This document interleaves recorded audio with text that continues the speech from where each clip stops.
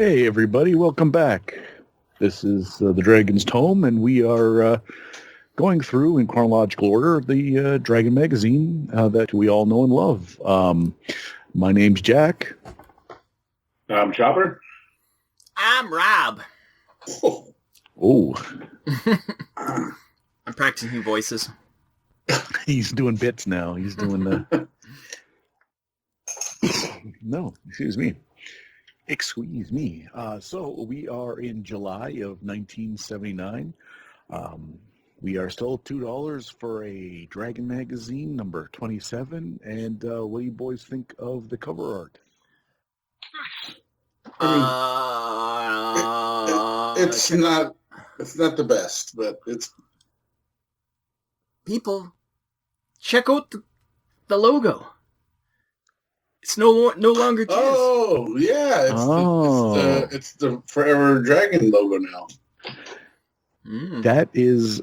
Wow, that slipped right by me. Yeah, I didn't... I was looking at so many other things about the picture. I never did kind of zero in on that. Now, do we know that this is now the new logo in memoriam, or is it...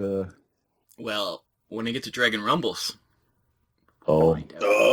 Okay. I don't read the Dragon Rumbles anymore because I like to hear Rob's.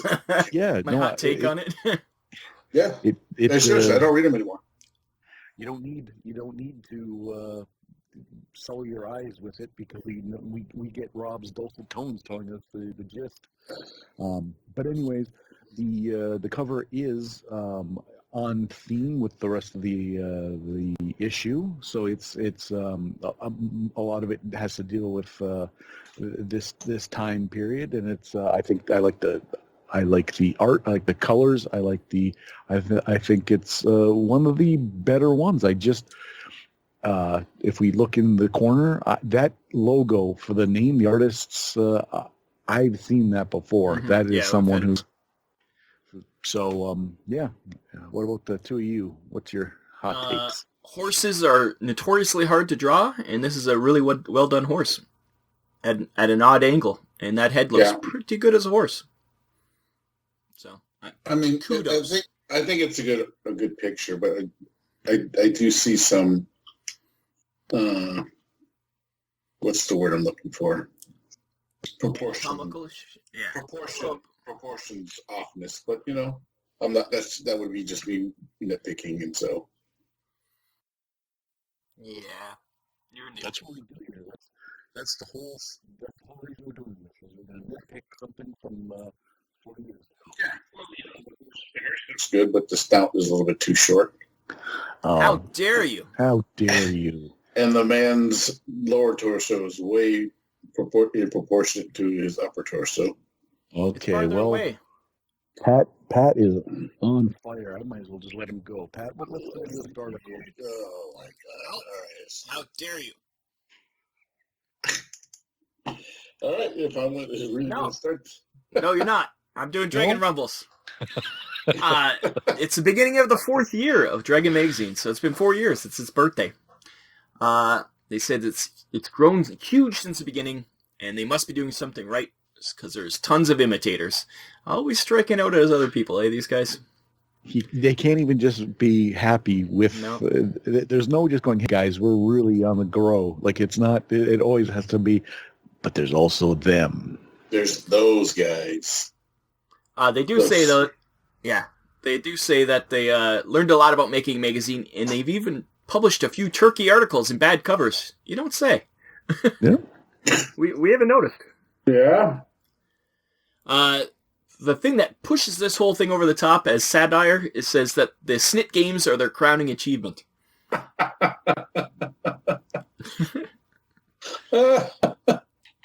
just got to that part. They also say that they don't publish bad interviews or have a cult of personality like some magazines. I will say maybe a little bit of cult of personality around the Gygax, but... Yeah, agree to disagree. Yeah. They want to expand the games that they cover, and they, once again, asking for submissions. And they still say the letter columns in jeopardy. They need more people to send letters in. People, send letters into these people.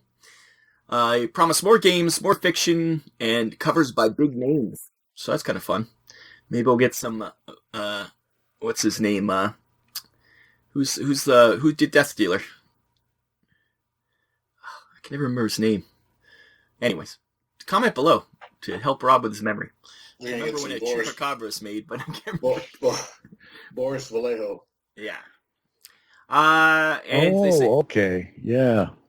they also say there's going to be more color, more contests, and articles on electronic gaming. You do notice there is a lot more color. Like even the masthead here is in color, and the table contents got some color on it. So that is something that is cool that they're adding color to it. And that's Dragon Rumbles for this week. And it's an anniversary one, so they're promising more and more and more. So that's it. All right. Okay. Well then, I did make a promise, and I plan to stick to it. Young Patrick, you can go first of the non-Dragon Rumbles articles. All right. So let's go to page 22 of the PDF. 22 of the PDF. I So did have one of these as mine also. So this is a nice look at the hierarchy of dwarves. One of the things I did like about the article it did say is that at this time there weren't very much of the way of what dwarves' perception of dwarves were other than Lord of the Rings and the Shannara series. So it was nice to see this guy fill something out more akin to the Lord. I mean, eventually we get to look at dwarves as really the Tolkien template. You know, underground miners, craftsmen, blah, blah, blah. And the Shannara series, I don't know if you guys ever read those books, but they were more like tree dwellers and just kind of hid from the eye. So it was almost like they were hairy elves, yeah, like hairy elves or gnomes, yeah. So this is a nice little article of just kind of see the hierarchy of the dwarves and how they worked, and starts from the king and works all the way down. And there's the first orc, which I said that was kind of weird but cool. So it breaks down. This, like I'm playing Kings or what's the game? What's the World War II game? Oh yeah, Flames of War. Flames of War, yeah. This is where it lost me. I went, oh, dwarves. Let me just give a quick glance. I looked down and went, no, this isn't for me. This is some pedal throne nonsense going on here. I want no part of it. I don't think it is. I think it's just some guy trying to. Oh, no part of it. Yeah, I just think it's some guy just trying to make sense of all these fancy races and kind of put it in a context that his wargaming mind can wrap its head around. I will say, is what I got out of it. I read the very first paragraph where it says he wrote the article because the editor said he was a dwarfophile, and I don't think he thinks I don't think he understands what he meant by when he said he's a dwarfophile. You know what I'm saying? Weak, weak, nudge, nudge. So he wrote this whole article on the fact that he thought the editor likes dwarves, but he really likes dwarves. Really likes dwarves. Like if he had said, "Hey, you're kind of a dwarfaholic," everyone would go, "Yeah, he is kind of a dwarfaholic." But when you say he's a dwarfophile, everyone goes, "Oh, he's kind of a, you know." Yeah. And it's got nothing to do with fantasy dwarves either, by the way. It's just, you know, short people. He likes them. Okay, well. And then this kind of follows the same thing as like the orcs do. Then you get it.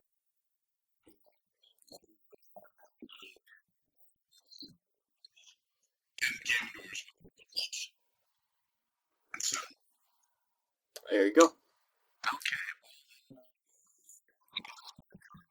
Did I come prepared?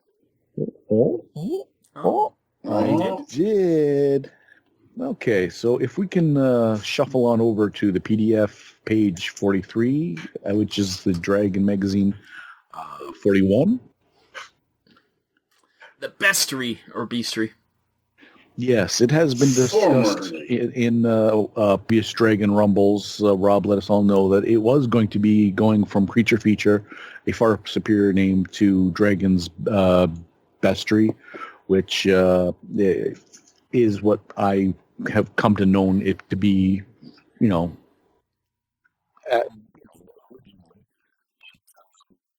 But Creature Feature is such a nice alliteration It's a shame it went the way the dodo. So we have a creature created by the ring of discussion. Created by She is. She is. Much like the Queen of the Borg, her head lowers onto a rat body through mechanical means, and then she just talks, and she's looking for one young Locutus. So, sure, it's a monster. It's got the stat block we're accustomed to seeing. It's got the write-up that we all know about. It's a pretty standard fare for a monster. Like, it's a whippet beast. It's got a tail that it looks like one of those charts we've discussed about how to make a creature from the lower planes. She rolled up some dice, a cat body, 6 legs, lenticular eyes and spikes. Okay, great. What I want to draw everyone's attention to is down to the bottom right-hand corner. Actually, the colorful masthead and the I really like it that the artistic choices that frame it. It's kind of garish, but it's also I kind of like that. It's very Christmassy colors. But it says by a gracious arrangement to the author of D&D Geargagas, monsters appearing in this column are considered official AD&D monsters. So if you were chosen to be in the bestiary, you have created an official monster. And it goes on to say that please make monsters that are reasonable. It shouldn't be a who's who of the most powerful, unkillable. Let's make it a game here. But it also says that you accept a payment of $20 cash on the barrelhead, and you give up your right to your monster. But so I don't know what monsters do come via this, and we will keep our eyes peeled on what the situation is. But this flies in the face of everything that we were told before, that none of this is official. This isn't now it is. So they're starving for monsters, and this is the way they're going to cook them. So that was my entry for the. Rob? What's wrong with your collar there? I just discovered some loop in my sweatshirt, and I didn't know what it was for. It's a loop. I don't know what's this loop here for. It's attached. That's so your blouse doesn't get wrinkled when you hang it up. There's one on the side too. Yeah. Anyways. Okay. Yes. I apologize on behalf of my very unprofessional co-host here. You know what happens when I'm running the ship? The two of them, it turns into antics over there. It's a circus, right? We've been doing this for so long, and now all of a sudden they're it's like monkeys. Okay, so then let's go back to that was mine. We'll move on to young Robert. Rob loops Harper and see what he has for his second. We're going out on a limb here, boys. Oh. This is we foreshadowed this the Lord of the Rings cartoon. What page is that? That is on page 14 PDF 12 in the magazine. And this guy has the most even-handed rebuttal to anything. He doesn't call names. He just explains everything. He doesn't even defend the movie. He just explains that you can't say something's a ripoff. He says the movie wasn't perfect, but definitely not a ripoff. You can't expect the movie to encompass of the books. It's impossible. A dumb expectation. And he says he dares anyone to make a movie loyal to the book. At which time, Peter Jackson put down his beer and said, "Here I go." Challenge accepted. Yep. And he said something's not a ripoff just because it doesn't mean 100% of your approval. And I'd say people of the internet take note. It's not, it's not black or white here, people. It's not a ripoff. He doesn't defend the movie, but it defends the right of the makers to make it. And I think it's really well done rebuttal. And to piggyback on that, there's another, in the same article, since I keep going with this, there's another letter. Rules, when I'm in charge, rules don't apply. It's just free for all. Yeah. No, keep going. I'm going to keep going because we have to jump over to page 30. Where are we? 5. No, 32. 32. Yes. Oh. It continues on. It's somebody who's a Soldier of Fortune fan, and Cask gives him a what for? Because this guy's like pretty much saying how he thinks Soldier of Fortune's. I am not a mercenary. Yeah, he's not a violence monger, but he does collect guns and shoot them. So he must be one of those gun freaks. And he also complains that there's too much for D&D to buy, and that it became a game that you have to buy everything to play it. And Cask really just takes him to task. And the guy's from Illinois, so what the hell does he know, right, Pat? Yeah, he probably knows a lot. No, he doesn't. He's a bit of a douche. And yeah, it's pretty funny. So I suggest you read it because it's a Soldier Fortune. So there you go. He says, I think there'll be hundreds of letters you'll get saying people. He's like, actually, this is the only one we got. That was funny. But yes, Cask, he attacks Soldier of Fortune and makes fun of people who try to defend themselves. Okay, well, yes, out on a limb. That's they need to change that logo, but I think it's going to be our biggest. It'll be a source of entertainment for issues to come. Yeah, it's always funny. Patrick, what's your second article? My second article is page 30. Giants in the Earth.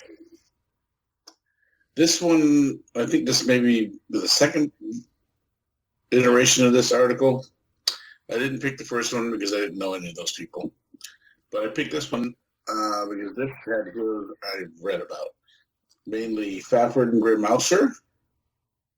Gives a nice little story to them. Gives them their D&D stats. Gives them a background. And surprisingly enough, Yes. I was very surprised to see John Carter Mars in the Giants of the Earth, so that's why I bring up the light. It's pretty cool how they give him his stats as if he was on Mars. Yeah, you know. So he's super strong. That's why he's got a strength 20. But these are actually very well. Uh-oh. Pat, what happened to your microphone? sound? Oh, Uh-oh. no. Why, God, why? What? Because I'm in charge. The two of them can't help themselves. When it's my show, all of a sudden, it's a technical difficulty. It's one of them's got loops in his shirt now. Oh, man. Pat's going to Why? stand up. He's only wearing his underwear. Yeah, John Carter, Warlord of Mars, yeah. It's, Yeah, well, classic movie. Pat's working on his technical issues. We appreciate your input. And we're going to scamper on over. We'll go to my next one and see if we can't get Patrick back. So we're going to go to page 26. 26. Oh, that's an ad. Is this? Where are we? Oh no! Actually, yeah, you're right. That is an ad. I didn't have another article in this one, so I guess we can't. Rob, save us! Save us! Well, we'll go to page 46 of the PDF. Actually, page 48 of the PDF. 46 in the magazine. 40. It's bizarre. The very first one. I just want to say it's called Bag of Wind, and it's by Gary Gygax. And I was all ready to go off on this and say, Did you say 46? Page 46, yeah. Page 48. 48 in the PDF. Bizarre of the bizarre, yes. Bag of Wind by Gary Gygax. And I was like, oh, yeah. This is right up my alley. Going to make fun of... And the very first thing he says is, not to be accused with a wind bag, which I had been accused of being. So he took it out. He robbed me. He robbed me of my joke. Oh, I heard Pat. I heard a titter. Patrick, do we have you back? Nope. Oh, no, we don't. His No, laugh my comes mistake. through, but nothing else. Yeah, no. His winning personality, even though he's silent, still. Yeah. Brilliant. So Every a option. bag of wind. That's it. So Gary Gygax, he's highlighting a bunch of bags here, and Yeah. and I that's don't it. care about it. I don't care about it. He ruined my joke. Oh, okay. That's my last article. That's it. That's all I got. Uh-oh. So we might have to, Pat.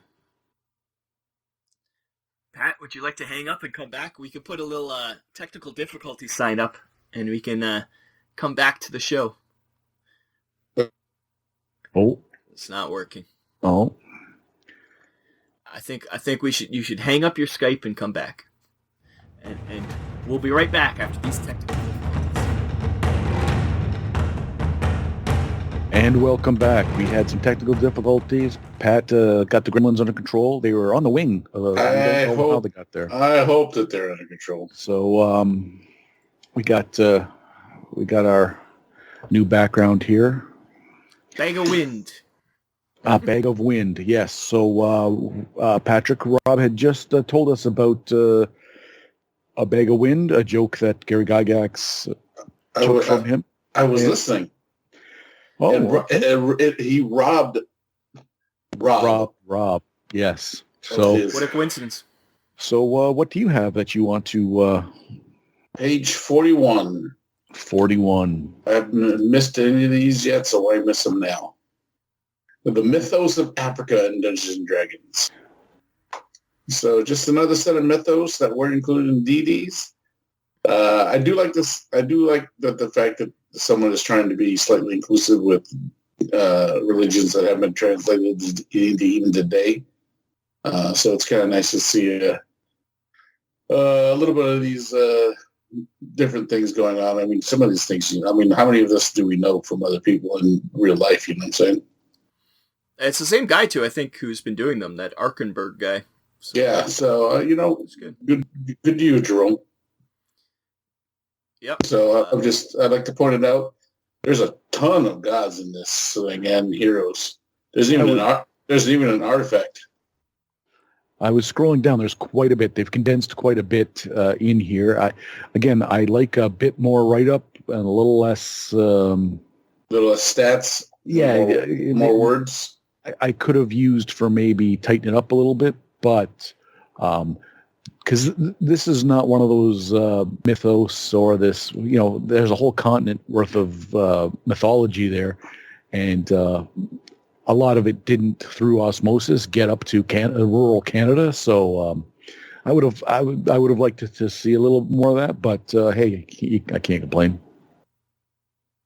So that was my third article.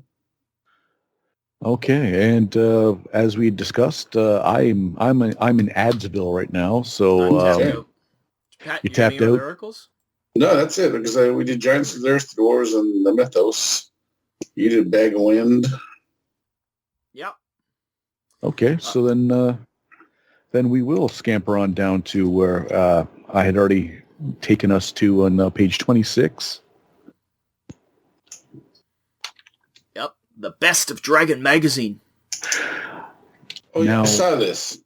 Yeah, for $3, it must be a compilation of the best articles, like a clip show, if you will, of Dragon magazine, and I guess the question is now, because there is the Best of Dragon magazine. When we're done with all the Dragon magazines, do we go back and then go through the Best of the Dragon magazines? Yeah, there's a lot of specials, and there's Best of Dragon. So we could. In like 20 years when we're done, we could discuss it then. Yeah. Well, I'll be honest with you. I saw this and I was like thinking, there's already a Best of the Dragon magazines, but then I just realized it was 4 years we've gone through. And plus, volumes 1 and 2 of Dragon magazine, how many good things are there? Not much. How much, a magazine? That's all. To aggregate from the magazines enough to make a magazine, I think that would be easy.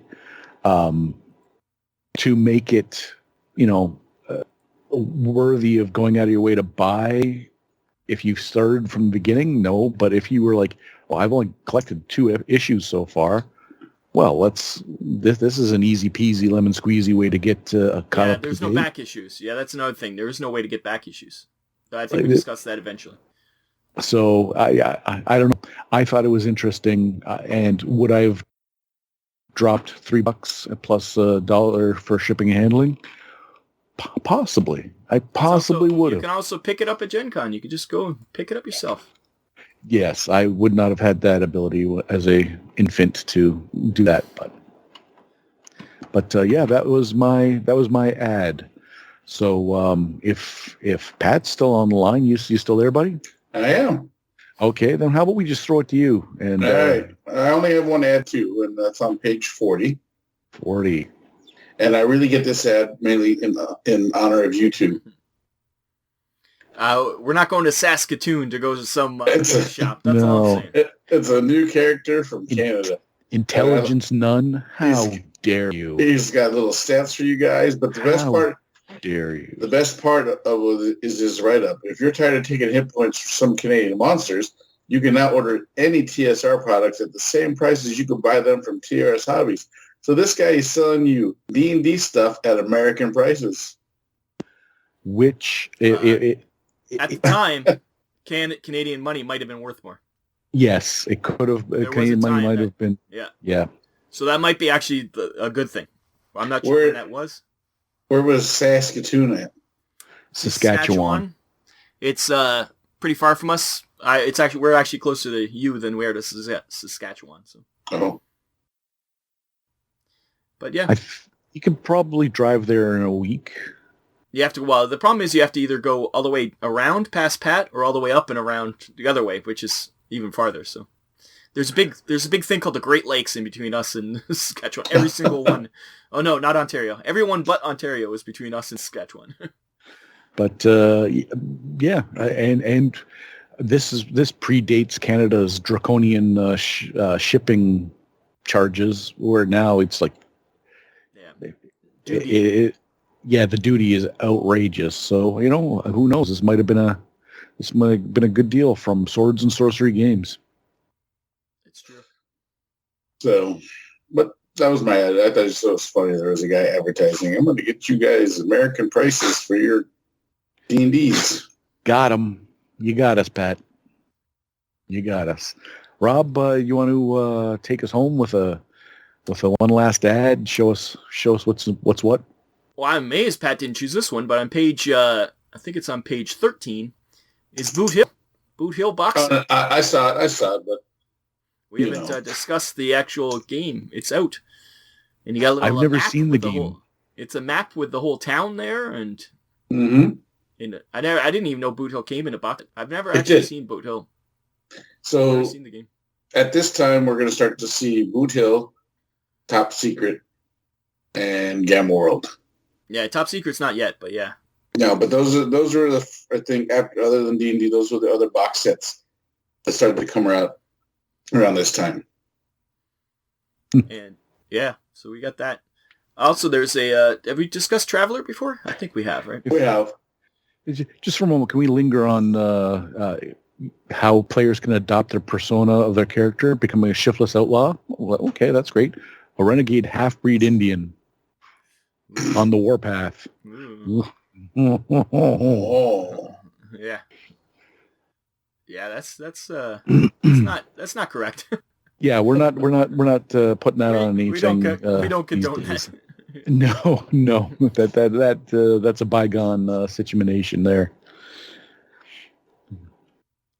Well, there you go. Okay. I don't have any more ads. Anybody else any more ads? No. I think we are good. We've weathered a storm, a technical difficulty storm. We've gotten this one as long as it recorded, getting it in the can. I think it was a success. What about you guys? You think you're happy with? I am. Okay, perfect. Then how about we wrap it up? Thank you for joining us for this episode. My name's Jack. And I'm Chopper. And I refuse to speak over Chopper, so my name's Rob. Very courteous. Very courteous. Thank you all. don't And seem you all, like the other guys. bye-bye. Bye-bye. I do. I do.